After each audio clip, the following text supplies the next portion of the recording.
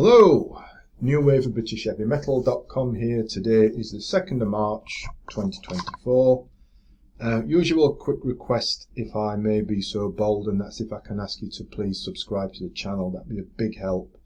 So please do click the button if you would. Today, some rather spiffing prog rock. Oh yes, it is the Chronicles of Father Robin and Book 3 of their Trilogy, the Songs and Tales of Airoea. And this is Book 3, the third and final in the trilogy, and it's called Magic Chronicle. Alright, and it draws that Father Robin trilogy to a close, and as with Book 1 and Book 2 that came before it, this Book 3 does indeed uphold and pay homage to that classic progressive rock of 1970s when the concept album reigned supreme, didn't it? And it sees the main character, Father Robin, escape the predicament he found himself at the end of Book 2, and well, depending on your interpretation, apparently discovers the meaning of life, the universe, and everything after stumbling on the Magical Chronicle. And it has been interesting how the trilogy's developed, and stylistically as well, because of course Book 1 was that full-on prog rock bombast. Book 2 was a more chilled out affair, because it was the concept unfolded at that time on an ocean seascape type scenario, but it still had its thumping moments. And then the story goes now into Book 3 to conclude. And what happens, you might be wondering? Well, after enjoying what had gone before in Book 1 and Book 2, I was really looking forward to Magical Chronicle, perhaps with too much anticipation. I mean, you know how it is sometimes. You're anticipating something, you're looking forward to something, you build it all up in your own mind beforehand, what you're going to get, and then you feel a bit flat, a bit deflated when it doesn't work out like that. Well, that's how I felt initially on the first few listens of this Book 3. It just didn't sit well with me. It didn't resonate with me at all. To begin with, I thought it was rather tired, tame and bland, and that the band had run out of ideas, and the trilogy perhaps going out with a whimper rather than a bang. And so that's what I thought at first, after a first few spins. And then I put it away for a couple of 3 days and spun it again, because sometimes when you do give something a break, don't you? You give an album a break for a bit and then listen to it again, you get a fresh perspective, don't you? And that worked for me here, because when I started spinning it again, I had that like mini epiphany, so to speak.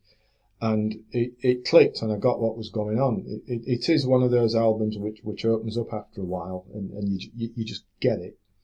And then again, classic prog's not supposed to be an easy listen at first, is it? So, opinion duly revised. I now have this Book 3 as an excellent album and a fine conclusion to the Father Robin trilogy. As for the music, the title track starts it off, and it meanders back and forth in some style. Glorious harmonies. We've got some flute going on, giving it a sort of a floaty, folksy feel. Some subtle keys as well. Sky Slumber, very 1970s. Along the lines of,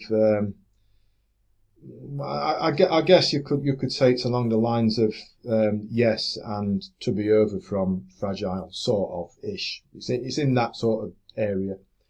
Cloud Ship is barking mad and rather eccentric, very trippy.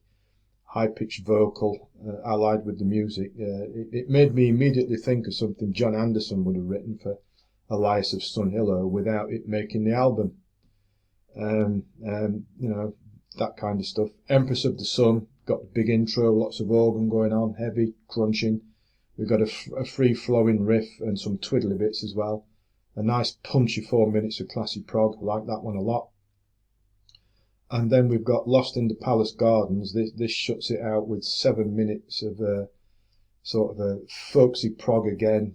We've got an acoustic intro, gives way to a sort of a rhythmic repeating ever-present bass line that thumps it along, some gentle tasteful drumming, and what sounds like a mandolin, I think, and all that going on with more sort of like floaty vocals gives it another proggy, trippy feel.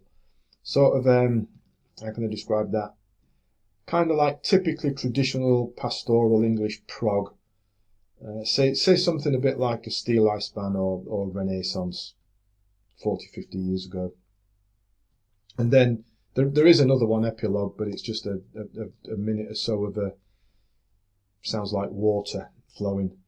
But anyway, as I mentioned earlier a little bit, book 3, it is a bit of a slow burner at first, though it does open up, or it did to me after half a dozen spins or so, and concludes an expansive progressive rock trilogy, the likes of which, well, the likes of stuff like this, it's rarely been made since the 70s, has it? When, you know, the likes of, well, anyone you care to mention back then, yes, Rick Wakeman, Genesis, etc., were doing stuff like this.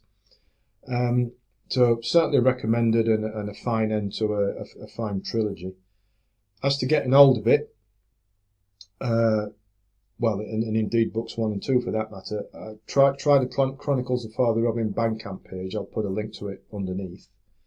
At the time of recording this, say 2nd of March 2024, just a few days after it was released, the Bandcamp page shows that the CDs are sold out, but you know, you can still get the digital download and whatnot, and a vinyl version still there.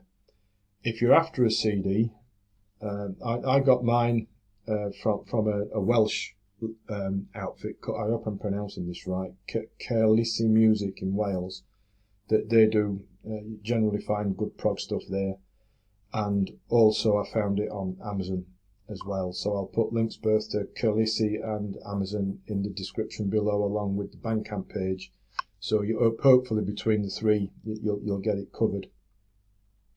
And just as I finish, the post has arrived, and in with it is the reissue of Persian Risk's Rise Up album, all the way back from the Wobham days, and it's got a load of bonus tracks in it as well, so I'll be looking forward to opening that and giving it a spin and review to follow. But in the meantime, this is Father Robin, Chronicles of Father Robin, and book 3 concludes the trilogy. Excellent stuff, do check it out.